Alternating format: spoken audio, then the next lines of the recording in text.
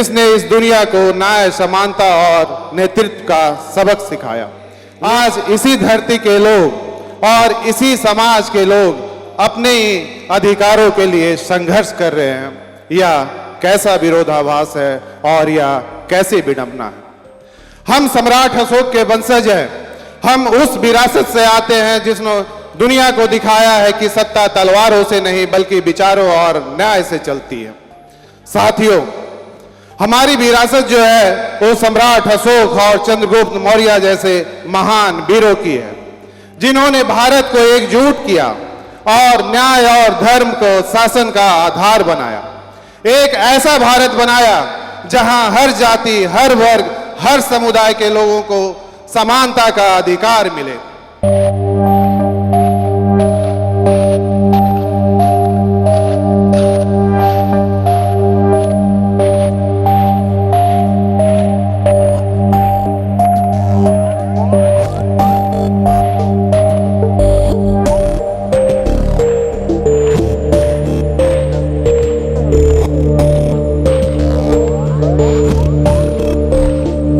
नमस्कार, मेरा नाम प्रेम है और आप लाइव स्ट्रीट देख रहे हैं। लाइव सिटीज़ की टीम पहुंची है समस्तीपुर और अभी हम खड़े हैं पटेल मैदान में।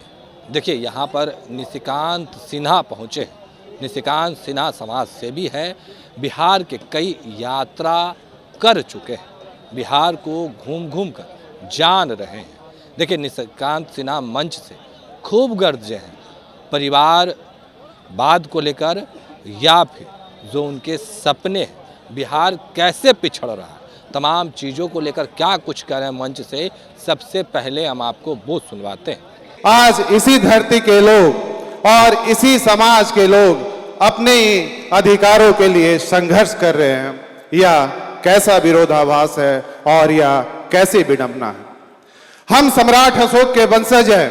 हम उस विरासत से आते हैं जिसने दुनिया को दिखाया है कि सत्ता तलवारों से नहीं बल्कि विचारों और न्याय से चलती है। साथियों, हमारी विरासत जो है वो सम्राट अशोक और चंद्रगुप्त मौर्य जैसे महान वीरों की है, जिन्होंने भारत को एकजुट किया और न्याय और धर्म को शासन का आधार बनाया। एक ऐसा भारत बनाया जहां हर जाति, हर वर्ग, हर समुदाय के लोगों को समानता का अधिकार मिले। लेकिन आज इसी धरती का समाज अपने ही हिस्से की हिस्सेदारी के लिए संघर्ष कर रहे हैं, लड़ रहे हैं और यह सवाल हम सभी को झकझोरता है। जिस सम्राट अशोक ने हम लोगों को इस धरती का राजा बनाए थे, इस धरती का शेर बनाए थे, आज इसी शेर को यहाँ के सत्ताधारियों ने, यहाँ के राज करने वाले नेताओं ने इस जंगल के शेर को, इस धरती के शेर को एक पिंजरे का शेर बना रखा है। हमें कैद कर रखा है, हमारे अधिकारों को छीन लिया गया है, हमारे आजादी को छीन ली गई है और हमें विकास से कोसों दूर रखा गया है। और यह कहानी सिर्फ कुशवाहा कोयरी समाज की कहानी नहीं है। यह कहानी उन सभी दलितों की है, यह कहानी उन सभी गरीबों की है, यह कहानी उन सभी अल्पसंख्यक लोगों की है, यह कहानी उन सभी मजदूरों की है और यह कहानी उन सभी किसानों की है।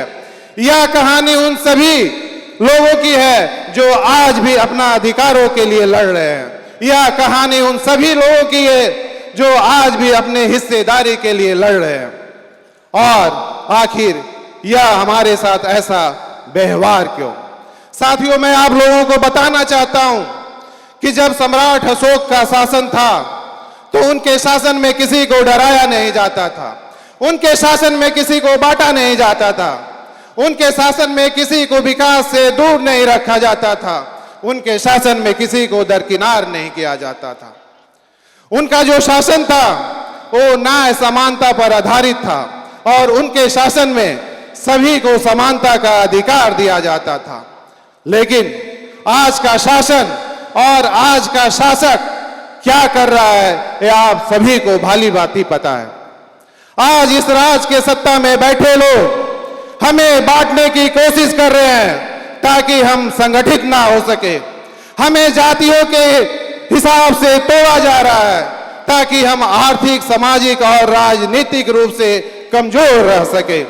हमें विकास से दूर रखा जा रहा है, हमारी आजादी छीनी जा रही है, हमारे अधिकारों को छीना जा रहा है। आखिर यह कब तक चलेगा? साथियों, यह समय है, मैं आप लोग को कहना चाहता हूं कि यह समय है हम लोगों को एकजुट खड़े होने का। यह समय है हम अपने अधिकारों के लिए लड़ने का। यह समय है हमें अपने हिस्से की हिस्सेदारी के लिए लड़ने का। यह समय है हमें अपने 90% लोगों को अपना हक दिलाने का। और यह समय है हमें अपने लिए एकजुट होकर हमें अपने आगे जिंदगी में बढ़ने का।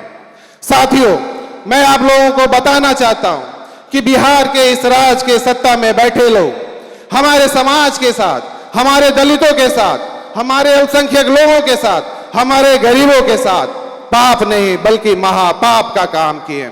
जब हमारी जातीय जनगणना हुई तो हर समाज को टुकड़े टुकड़ों में बांटा गया, हर पिछड़े को टुकड़ों टुकड़ों में बांटा गया, हर कुशवाहा समाज को टुकड़े टुकड़ों में बांटा गया। जहां कुशवाहा समाज की 14% की आबादी थी, आज उसी आबादी को घटाकर 14% से 4% कर दिया गया और हमें अलग अलग टुकड़ों में बांट दिया गया। यह सच में अन्याय नहीं बल्कि घोर अन्याय है। मेरी लड़ाई अपने समाज को अपना हक दिलाने की लड़ाई है। मेरी लड़ाई 90% लोगों को अपना हिस्से की हिस्सेदारी दिलाने की लड़ाई है। और मेरी लड़ाई बिहार को एक विकसित राज्य बनाने की लड़ाई है। साथियों, यह समय है बदलाव की, बात बदलाव की और बात बिहार की। साथियों, यह समय है हमें सत्ता बदलने की, यह समय है हमें राजनीति बदलने की, यह समय है हमें खुद को बदलने की। साथियों, यह लड़ाई सिर्फ एक राजनीति लड़ाई नहीं है, यह लड़ाई आपके भविष्य की है, यह लड़ाई आपके बदलाव की है, यह लड़ाई आपकी विकास की है और यह लड़ाई आपकी बिहार की लड़ाई है। साथियों, मेरा सिर्फ 3 ही सपना है कि मैं अपने समाज को, मेरा पहला सपना कि मैं अपने समाज को इस राज्य का और इस देश का आने वाले समय में एक मजबूत और एक सशक्त समाज कैसे बनाऊं। और मेरा दूसरा सपना कि आने वाले समय में अपने गरीबों को, अपने दलित शोषित लोगों का, अपने अल्पसंख्यक लोगों का, जो 90% लोगों में आते हैं, उनको अपना हिस्से की हिस्सेदारी कैसे दिलाऊं। और मेरा तीसरा सपना कि आने वाले समय में अपने बिहार को, जिस राज्य में मैं पैदा हुआ हूं, उस राज्य को एक आने वाले समय में एक विकसित राज्य कैसे बनाऊं। चाहे वो शिक्षा का क्षेत्र हो, चाहे वो पढ़ाई का क्षेत्र हो, चाहे वो नौकरी का क्षेत्र हो, चाहे वो व्यवसाय का क्षेत्र हो, चाहे वो स्वास्थ्य का क्षेत्र हो, चाहे वो लॉ एंड ऑर्डर का क्षेत्र हो। यह लड़ाई मैं तब तक लड़ता रहूंगा जब तक हमें अपनी हिस्सेदारी मिल नहीं जाती। और हमें गर्व है कि हम सम्राट अशोक के वंशज हैं और अपने जगदेव बाबू और अपने कर्पूरी ठाकुर जी के अनुयायी भी हैं। हम कभी झुकने वाले नहीं हैं और ना ही तो हम कभी झुकेंगे। और साथियों, ये लड़ाई आप लोगों से वादा करता है कि इस लड़ाई को मैं आखिरी सांस तक लड़ता रहूंगा। और आज आप लोग मेरे बुलाने पर यहाँ आए, मेरे बातों को सुना, मेरे विचारों को सुना, मुझे इतना प्यार दिया, मुझे इतना सम्मान दिया, इसके लिए मैं आप लोगों को दिल से आभार व्यक्त करता हूं और शुक्रिया अदा करता हूं।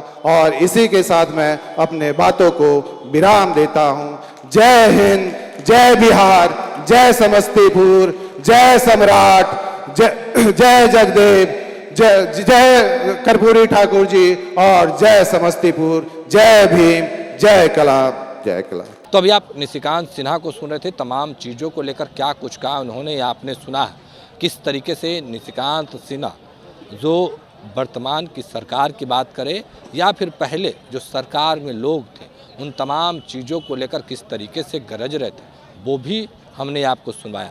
पर बात बिहार की, बात बदलाव की हो रही है।